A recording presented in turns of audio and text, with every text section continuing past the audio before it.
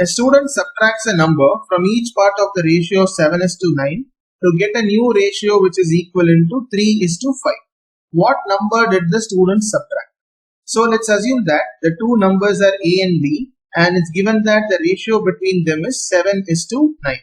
So since the student is subtracting a constant from both the parts, let's assume the constant to be A. And once the student is subtracting this A from both the ratio parts, the new number is going to become 7 minus A and 9 minus A, right? And this ratio becomes equivalent to 3:5, right? And we know that we can rewrite ratios in the form of fractions. So let's write that. So 7 minus A divided by 9 minus A is equivalent to 3 upon 5. Now let's cross multiply the terms. So that should give us 35 minus 5A is equivalent to 27 minus 3A, right? Now let's switch this term to the opposite side and this term to the opposite side, which will give us 8 is equivalent to 2A, which means what is A?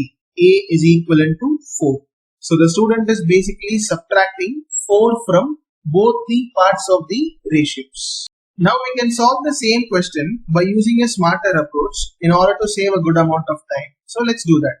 The initial ratio between the two numbers is given as 7:9, and after subtracting a constant factor from both the numbers, the ratio changes to 3:5, right?